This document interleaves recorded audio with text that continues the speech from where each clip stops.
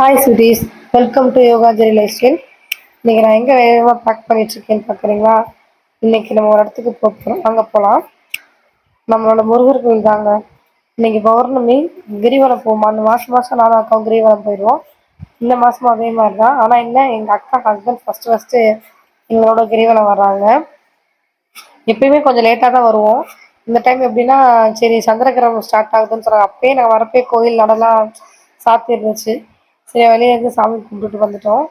நிலாவை எப்பயுமே நாங்கள் கிரிவலம் வரப்போ நிலா கொஞ்சம் பிரைட்டாக தெரியும். இந்த வட்டம் கொஞ்சம் இதாக தான் தெரிஞ்சிச்சு அப்பயே நினச்சேன்.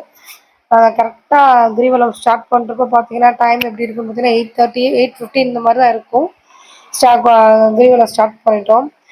அப்படியே நம்ம அங்கே கொண்டு போன சாப்பாடுலாம் அங்கே இருக்கிறவங்களுக்குலாம் கொடுத்தாச்சு.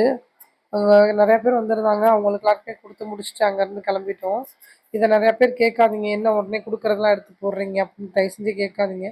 ஏன்னா நம்ம கொடுக்குறத பார்த்தா 4 பேர் அவங்களும் திரும்ப செய்வாங்க. பரவாயில்ல, நம்மளும் கொண்டு போய் கொடுக்கலான்ற ஒரு எண்ணம் வரும். அதுக்காக தான், வேறு எதுக்காகவும் நாங்கள் இது பண்ணல. அது மாதிரி இந்த டைம் இந்த இடத்துல மட்டும் கொஞ்சம் இருட்டாக இருந்துச்சு.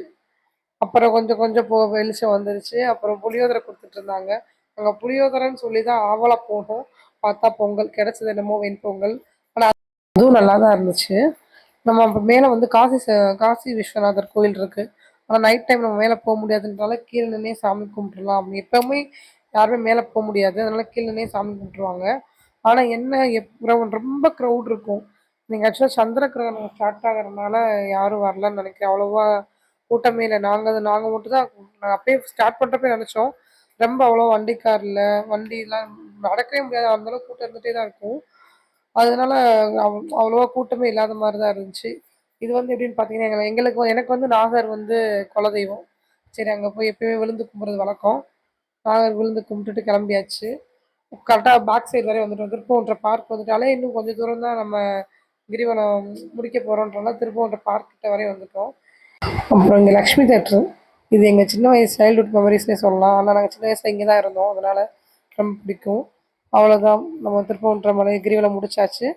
கரெக்டாக 9:50க்கெலாம் முடிச்சிட்டோம். நெக்ஸ்ட் இன்னொரு வ்ளாக்ஸில் சந்திக்கிறேன். பாய்.